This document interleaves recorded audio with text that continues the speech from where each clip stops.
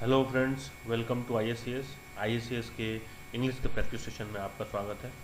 दोस्तों, as usual आज हम फिर से एक नया सेट लेकर उपस्थित हुए हैं और आपसे हमारा अनुरोध है कि दोस्तों आप लास्ट तक ज़रूर देखें, आप समय दें इस पर, ताकि आप सुबह में जब उठते हैं मॉर्निंग में आपका पूरा कंप्लीट रिवीजन हो जाता है। और अगर आप रोज़ अगर इसका एक सेट यानी 20 क्वेश्चन का होता है दोस्तों, और मैक्सिमम 25 या मैक्सिमम कभी कभी 30 मिनट का चला जाता है, तो अगर every day if you are giving 30 minutes to English in the morning, I think your English gets revised automatically. You don't need to make any extra effort for this.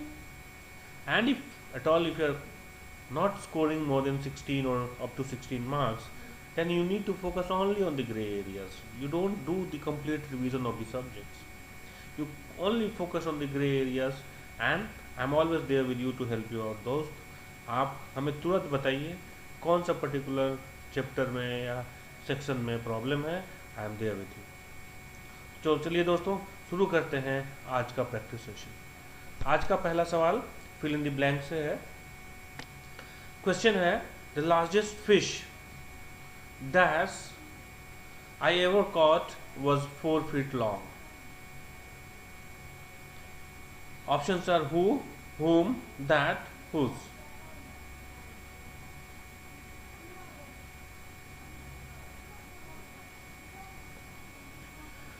दोस्तों चलिए देखते हैं हम लोग इसमें प्रॉब्लम कहाँ है.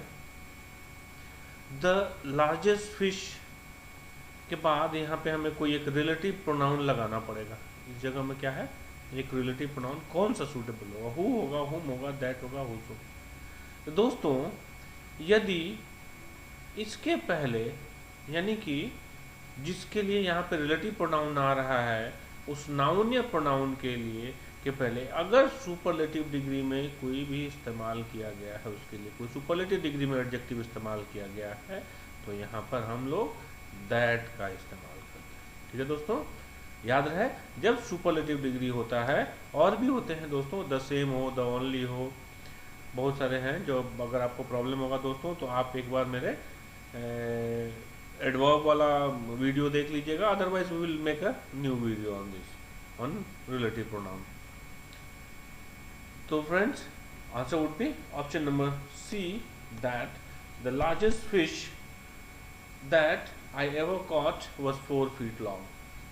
Now look at question number 2.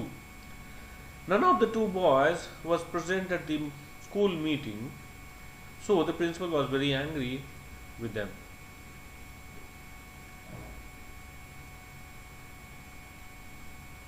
दोस्तों ये फिल अप द ब्लैंक से नहीं है, ये मुझे लगा कि यहाँ पे सेंटेंस इम्प्रूवमेंट से है. सेंटेंस इम्प्रूवमेंट है दोस्तों, और यहाँ पे नन को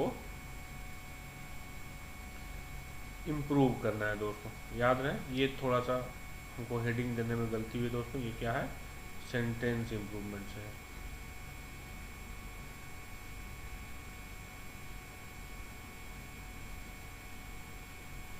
ठीक है दोस्तों. तो यहाँ पे क्या होगा दोस्तों, none of the two boys was present at the school meeting, so the principal was very angry with them. यहाँ पे none के जगह क्या होगा,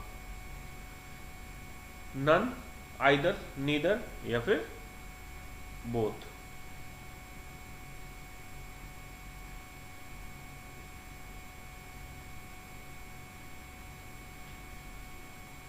तो दोस्तों जब ऑफ के बाद दो का बोध होता हो, जब दो का बोध होता हो, तो हम लोग हमेशा क्या लगाते हैं, और निगेटिव हो तो नाइदर लगाते हैं, पॉजिटिव हो तो ईदर लगाते हैं. ईदर या नीदर ही हम लगाएंगे दोस्तों दो के लिए. और जब दो से ज़्यादा का बात हो तो क्या लगाते हैं, नन लगाते हैं दोस्तों. तो यहाँ पे नन की जगह हम लोग क्या लगाएंगे दोस्तों, नन की जगह हम लोग नीदर लगाएंगे. नीदर यानी कि C will be the right answer. Now look at question number 3. You must know that Sachin is the dash player among all his contemporaries. तो डैश में क्या होगा दोस्तों? Unique, more unique, most unique and much unique.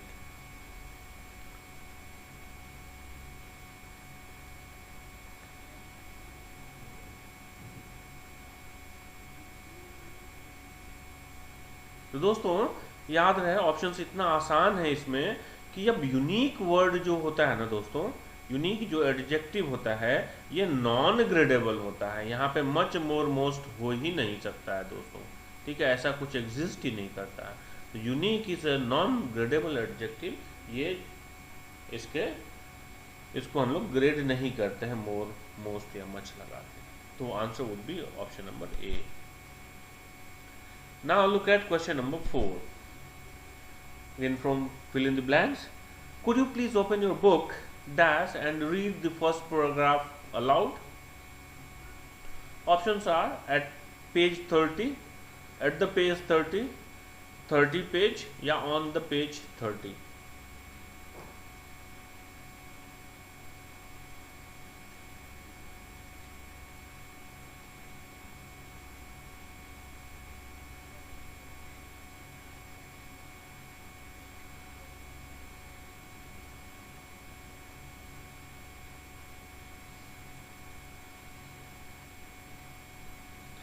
दोस्तों जब हम किसी book के किसी पर्टिकुलर पेज की बात करते हैं तो उसके लिए वहाँ पे जो प्रीपोजिशन आता है वो एट आता है दोस्तों. क्या आता है? एट आता है.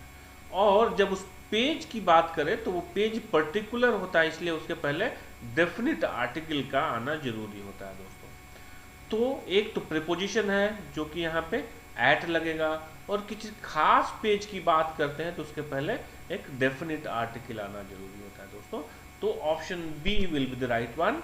वेयर इसको कैसे पढ़ेंगे? Could you please open your book at the page 30 and read the first paragraph aloud. Now look at question number 5. After having dash for 5 years in a private firm, Karan got down to preparing for various entrance examination. Dash में कौन से options होगा? Working, works, worked, worked. दोस्तों सी और D एक ही option हो गया है. तो दोस्तों हैविंग के बाद इट्स वेरी सिंपल. हैविंग के बाद हमेशा हम लोग क्या लगाते हैं दोस्तों? हैविंग के बाद कोई वर्ब आता है तो वर्ब 3 लगाते हैं. तो हैविंग क्या हो जाएगा? वर्कड हो जाएगा, यानी कि सी और D will be the answer. So I think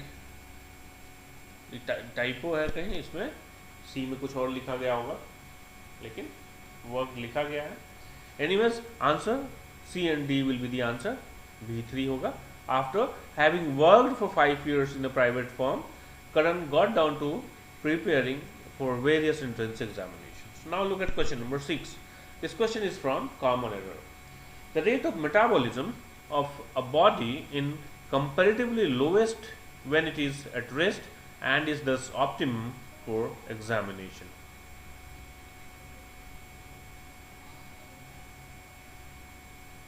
So we need to find the error in the sentence.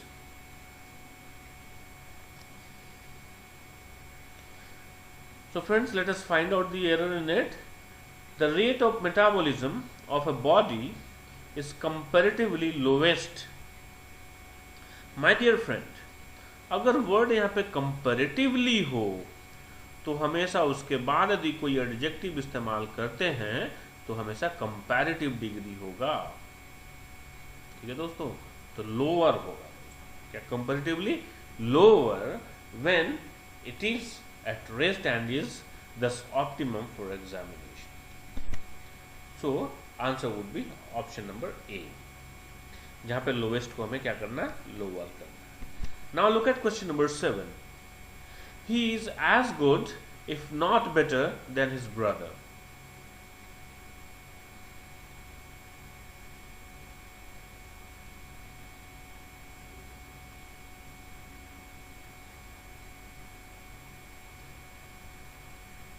दोस्तों इसका क्या मीनिंग है? He is as good, if not better, than his brother. याद है दोस्तों यहाँ पे कंपैरेटिव डिग्री नहीं है, ये क्या पॉजिटिव डिग्री है. और पॉजिटिव डिग्री से कंपैरिजन किया जा रहा है। तो इसका एक्चुअल मीनिंग होता है कि वह उतना अच्छा है अपने भाई से, अगर भाई से ज़्यादा अच्छा नहीं है तो। ठीक है दोस्तों, तो इस केस में क्या करते हैं, पॉजिटिव डिग्री से पहले भी एज लगाते हैं और पॉजिटिव डिग्री के बाद भी एज लगाते हैं। तो क्या होगा, he is as good as if not better than his brother. ठीक है दोस्तों, तो option A will be the right answer, जहां पे हमें क्या करना, गुड के बाद भी एज लगाना है। Now look at question number 8. The details of the scheme will be made clearly to the public by the end of the financial year.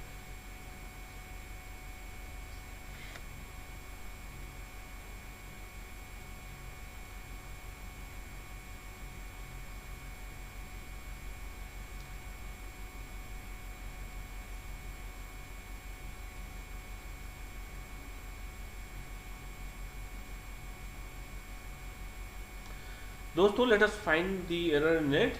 The details of the scheme will be made clearly नहीं होगा दोस्तों, यहाँ पे क्या होगा, made something clear होता है, तो उसको हम लोगों ने इसमें क्या है, पैसिव वॉइस में बनाया है, will be made clear होगा दोस्तों, उसको सबको स्पष्ट कर दिया जाएगा। तो ये एडवर्ब नहीं होकर क्या हो जाएगा, क्लियर एडजेक्टिव होगा।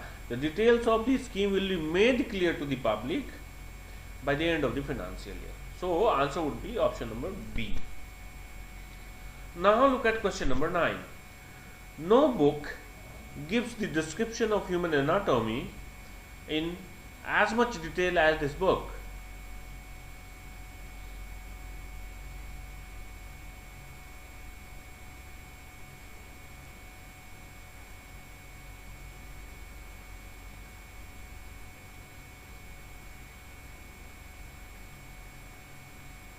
दोस्तों चलिए हम लोग देखते हैं इसमें एरर क्या है।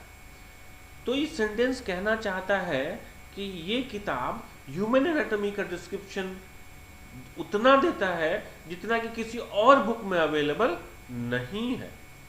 मतलब कोई दूसरी किताब इतना डिस्क्रिप्शन नहीं देता जितना कि इस किताब में डिस्क्रिप्शन है। तो कोई किताब नहीं, कोई दूसरी किताब। तो यानी कि जब आप कंपैरिजन करते हैं तो दो ग्रुप बनाते हैं। तो जब तक इसमें नो अदर बुक का इस्तेमाल नहीं किया जाएगा ये क्लैरिटी नहीं आती है दोस्तों। तो जब हम कंपैरिजन करते हैं तो हम लोग यहाँ पे क्या लगाते हैं, नो अदर बुक, कोई दूसरी बुक नहीं देती है। ठीक है दोस्तों, तो no other book gives the description of human anatomy in as much detail as this book. So answer would be option number A. Now look at question number 10. Sunita is wiser than clever, hence everyone of her family loves her heart and soul.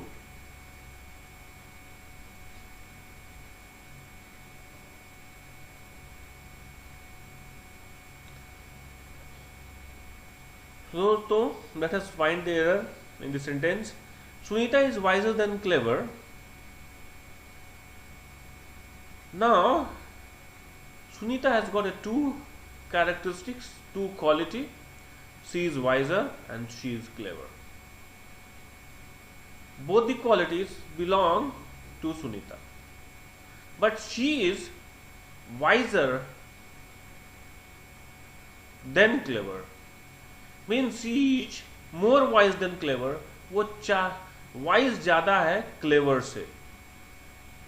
तो दो जो adjective है जिसमें पहला adjective वो ज्यादा है then last वाले एडजेक्टिव। तो दोस्तों जब एक ही व्यक्ति के दो गुणों की चर्चा की जाती हो, का कंपैरिजन किया जा रहा हो, और जो ज्यादा होता है उसको हम लोग कंपैरिजन करने के लिए मोर प्लस पॉजिटिव डिग्री लगाते हैं।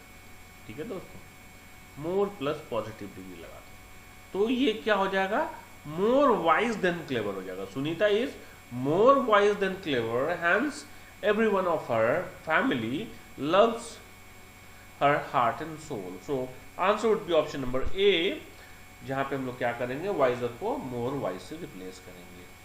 Now look at question number 10. To put one's foot down.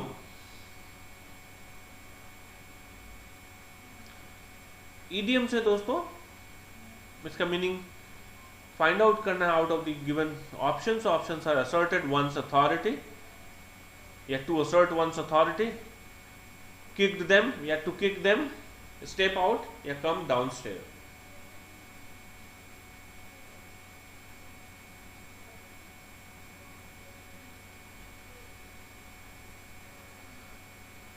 दोस्तों ये कहीं से अगर क्वेश्चन लिखा गया है तो इसमें थोड़ा सा है कि ये पास्ट टेंस में दिया गया, तो टू असर्ट कर दीजिए इसको करेक्ट करने के लिए. ऑप्शन असर्टेड नहीं होगा, टू लगा दीजिए यहाँ पे, टू किक हो जाएगा. ठीक है दोस्तों. तो चलिए हम लोग देखते हैं कि to put one's foot down का मीनिंग क्या होता है.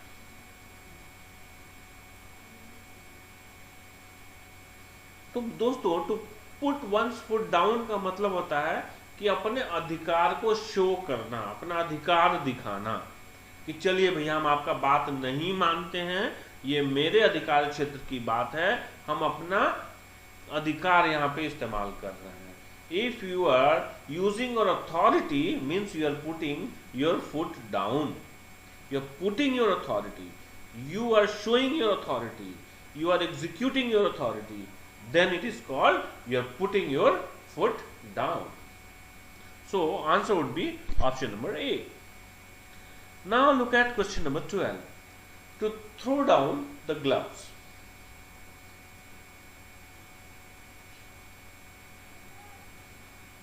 Options are to accept defeat, to reject the prize, resort to wrong tactics, to give a challenge.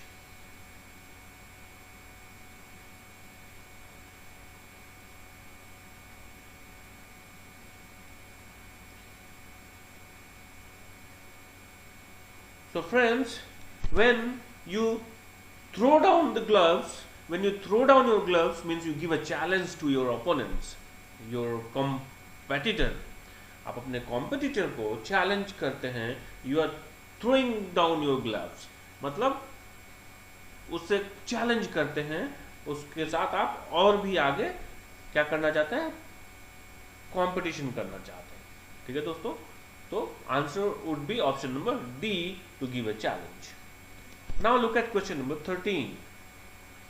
This is again from idioms and phrases, a bone of contention. You need to find out the options, the right option.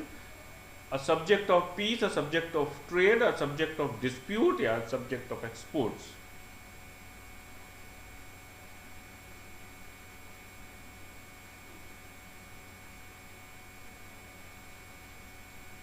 दोस्तों bone of contention का मतलब होता है झगड़े का जड़, या फिर क्या कहते हैं कोई भी डिस्प्यूट का रूट कॉज.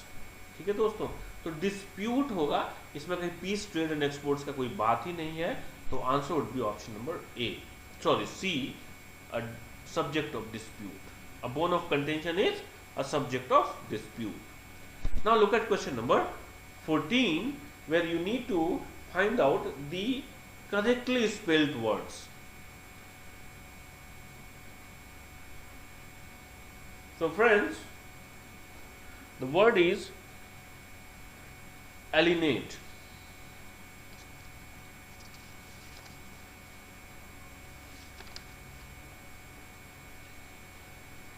So दोस्तों सबसे पहले जान लीजिए कि alienate का right करेक्टली स्पेल्ड वर्ड क्या है. Option number D is the correctly spelled word. ऊपर वाले सारे गलत हैं. एलिनेट, एलिनेट का मतलब होता है टू स्ट्रेंज,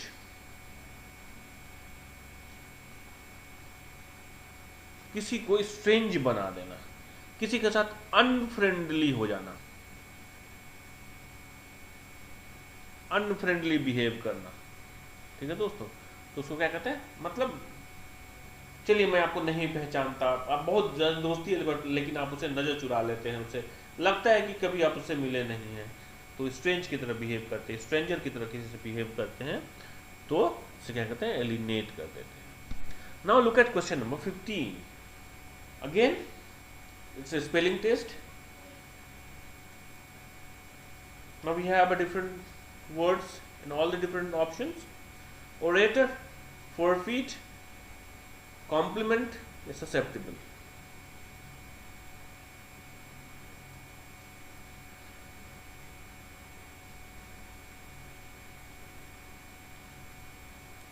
तो दोस्तों ओरेटर का मतलब क्या होता है? ओरेटर का पहले राइट स्पेलिंग देखते हैं। ओरेटर TOR होता है, ना कि TER। ओरेटर का मतलब होता है स्पीकर, बोलने वाला, जो वक्ता होता है उसे ओरेटर कहते हैं। फोरफीट, इसमें ई नहीं होता है दोस्तों, FORFIET, फीट।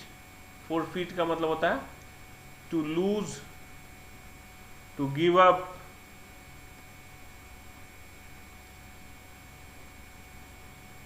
फोरफीट सेक्रीफाइस करना, सरेंडर करना भी होता है forfeit. Compliment, COMPLEMENT, compliment. Compliment का मतलब दोस्तों क्या होता है? पूरक या बैलेंस करने वाला। बैलेंस भी वर्ड यूज कर सकते हैं इसके लिए आप, balance, to balance, complement.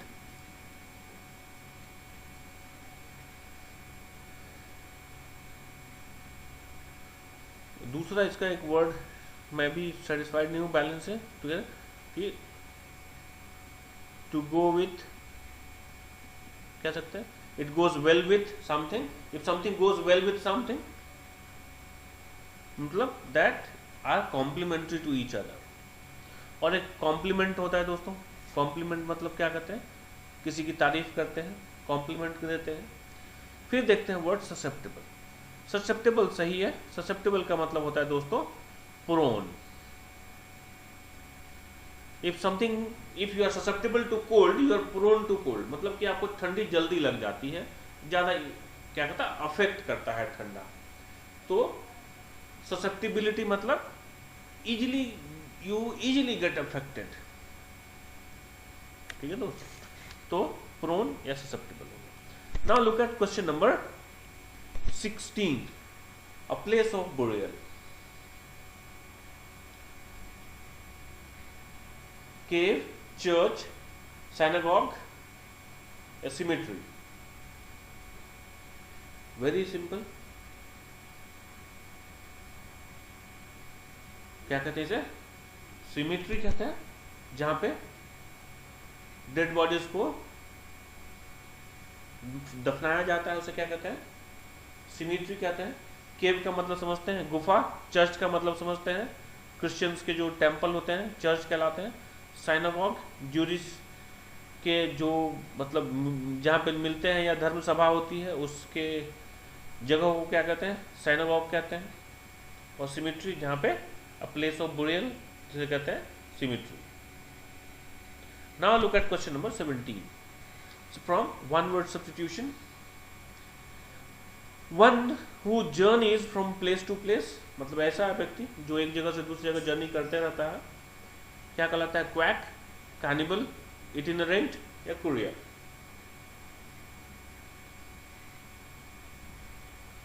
So friends, the person who journeys from place to place is called itinerant. Option C will be the right one.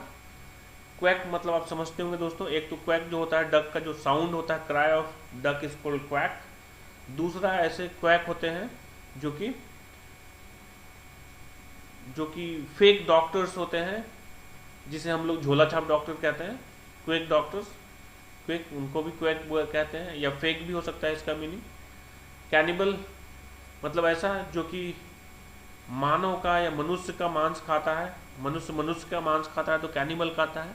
या फिर ऐसा जानवर जो अपने ही रेस को खाता है, जैसे मान लीजिए बिल्ली बिल्ली को खाती है तो कैनिबल कहलाती है, ठीक है दोस्तों, तो उसे कैनिबल कहते हैं। Process called cannibalisation. Courier you know very well, it's a postal work, courier. Now look at question number 18. Ridiculous. You need to find out the antonyms, opposite meaning word. Options are farcical, grave, absurd, staunch.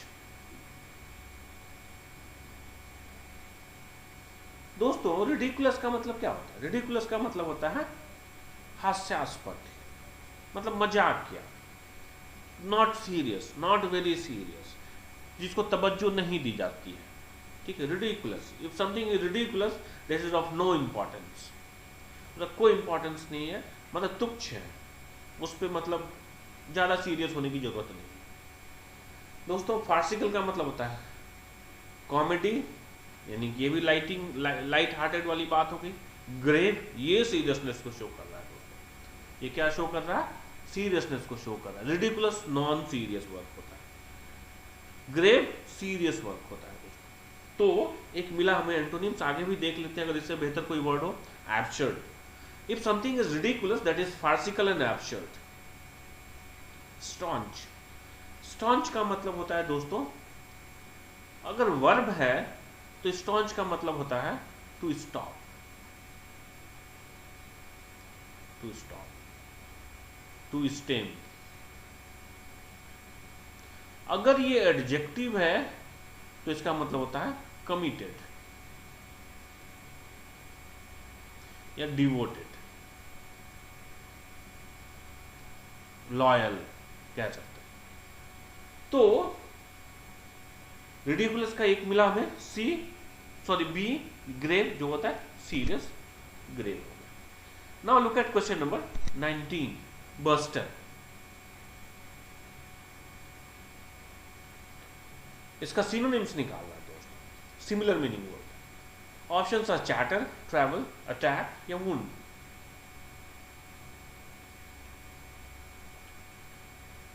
दोस्तों buster का मतलब होता है ऐसा behaviour लोगों का जो कि आपको पसंद नहीं है, जो आप पसंद नहीं करते हैं, या ऐसा काम जो हमेशा क्या हो, नुकसान करने वाला हो। दोस्तों ऐसा काम करना जो कि हमेशा नुकसान करने वाला हो, उसे क्या कहते हैं, बस्टर कहते हैं। तो देखते हैं ऑप्शंस में अगर ऐसा कोई नियर बाई मीनिंग वाला कोई वर्ड है। तो चैटर, चैटर का मतलब होता है ज्यादा बकबकाना, बात करना। ट्रैवल का मतलब जानते हैं, जर्नी करना। अटैक का मतलब आक्रमण करना। वुंड का मतलब होता है घाव या नहीं तो घात पहुंचाना, चोट पहुंचाना। तो एक नियर बाय मीनिंग है वुंड, बस्टर का। So option D will be the right one. Now look at question number 20, the last question of today's session. The word is accrue and we need to find out the synonyms of it. Options are accumulate, accommodate, grow, suffice.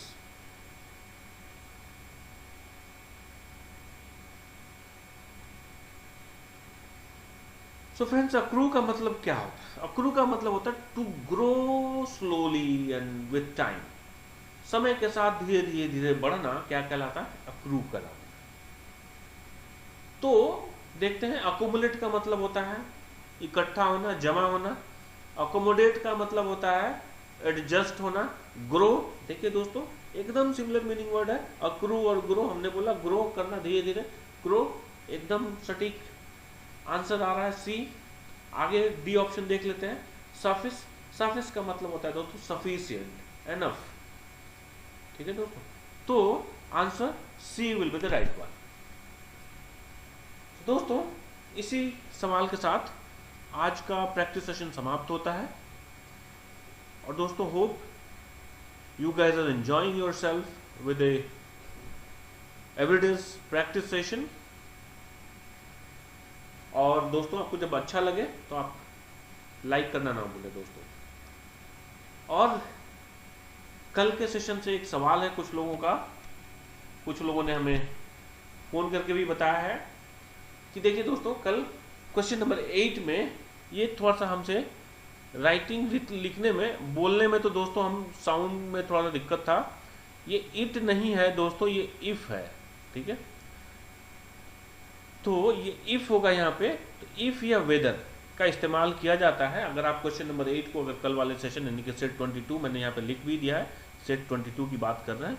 ठीक है दोस्तों, तो अ student asked me that sir I could solve his problem और not. तो दोस्तों actually हमें जब भी कॉमन एरर बनाए तो सबसे पहले हम ध्यान देते हैं कि ये जो स्ट्रक्चर ऑफ द सेंटेंस है वो कैसा स्ट्रक्चर है, तभी जाके हम लोग सही फाइंड आउट कर पाएंगे। तो दोस्तों, जब if you see to this question very attentively, you find it कि it belongs to a narration chapter, और ये हमेशा क्या है, ये इनडायरेक्ट स्पीच में है। तो इनडायरेक्ट स्पीच में दोस्तों कभी भी सर या मैडम का इस्तेमाल नहीं किया जाता है, और सर और मैडम के लिए क्या लगाया जाता है, रिस्पेक्टफुली लगाया जाता है एडवर्ब। तो a student asked me respectfully, a student asked me respectfully। अब देखते हैं दोस्तों आगे का क्या है, आई कुड सॉल्व दिस प्रॉब्लम और नॉट, क्या मैं एक क्वेश्चन सॉल्व कर सकता हूं या नहीं, या कर सकूंगा या नहीं। दोस्तों, तो अगर क्वेश्चन है और यस और नो में आंसर आने वाला है, तो हम उन लोग वहां पे दैट का इस्तेमाल नहीं करते हैं, वहां इफ का नहीं तो वेदर का इस्तेमाल करते हैं। और अगर हमको कंफ्यूजन हो इफ या वेदर कौन सा इस्तेमाल करना है इसमें से, तो आगे सेंटेंस में देखते हैं, अगर कहीं पे और लगा हुआ हो तो हमेशा वेदर का ही इस्तेमाल करें। क्या हो जाएगा, a student asked me respectfully whether I could solve, ऐसे दोस्तों, सॉल्व हिज प्रॉब्लम्स और नॉट। ठीक है दोस्तों, so hope the things are very clear today. And दोस्तों, कहीं पे भी कोई प्रॉब्लम अगर फर्दर होता है तो with no hesitation you can write on the comment section, I will come back to you the way I have come back today. Thank you very much for watching our video. Thanks a lot, and keep watching and keep doing the practice, and friends, focus on your examinations. Thanks a lot. Thank you very much once again.